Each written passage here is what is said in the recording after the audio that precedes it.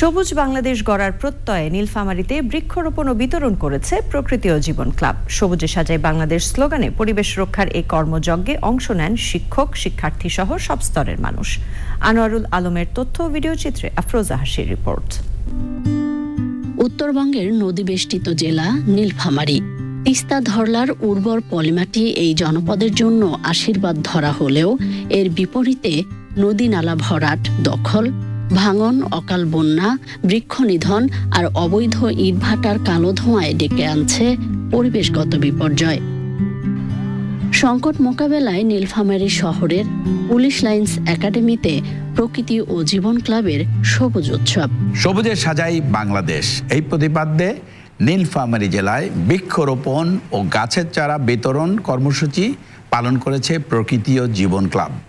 ভৌগোলিক অবস্থানের কারণে নীলফামারী জেলা জলবায়ু পরিবর্তনজনিত খরা, অনাবৃষ্টি, তীব্র তাপপ্রবাহ এবং ভূগর্ভস্থ পানির স্তর নেমে যাওয়ার মতো তীব্র পরিবেশগত ঝুঁকিতে রয়েছে।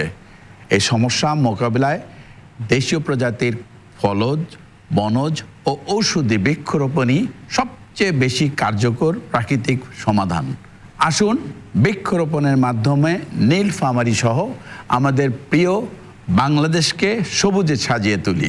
গাছের চারা হাতে সবুজ বাংলাদেশ গড়ার প্রত্যয় তরুণ প্রজন্মের। পরিবেশের জীবজগতের অস্তিত্ব রক্ষায় এবং মানব কল্যাণের উন্নতি এবং মানব কল্যাণের আগামীর অগ্রগতিতে গাছের কোনো বিকল্প নেই। এই অক্সিজেনের বিশাল সরবরাহ দেয় গাছ। একটি বৃক্ষকে যদি সঠিকভাবে পরিচর্যা করা হয় তাহলে আগামীতে এই বৃক্ষটি আমাদের সমাজে নানাভাবে ভূমিকা রাখবে। প্রতিটি ঘরে ন্যূনতম একটি করেও বৃক্ষ লাগাই। এই গাছগুলো তারা রোপণ করবে এবং সবুজ বাংলাদেশ গড়তে তারা একটা বিশেষ ভূমিকা পালন করবে।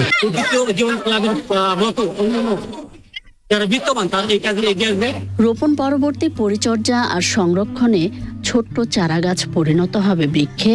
সবুজের ছোঁয়ায় প্রাণ ফিরবে পরিবেশে। এই বৃক্ষরোপণ আমাদের সবুজ ছায়ায় এটি ভরে যাবে বাংলাদেশ। এইভাবে যদি সরকারের পাশাপাশি বেসরকারিভাবে এগিয়ে আসে তাহলে আমাদের এই প্রকৃতি আবার পূর্বের অবস্থায় ফিরে আসবে। শিক্ষার্থীদের অন্তর্ভুক্ত করাটা অত্যন্ত একটি ভালো কাজ। বাচ্চারা যদি নিজেরা একটি গাছ রোপণ করে এবং সেটা যদি ওরা পরিচর্যা করতে শিখে, এই কর্মসূচিটা সহজেই সফল হবে। পরিবেশের ভারসাম্য রক্ষা ও সচেতনতা বৃদ্ধিতে প্রকৃতি ও জীবন ক্লাবের সবুজায়ন অব্যাহত রাখার আহ্বান পরিবেশবাদীদের।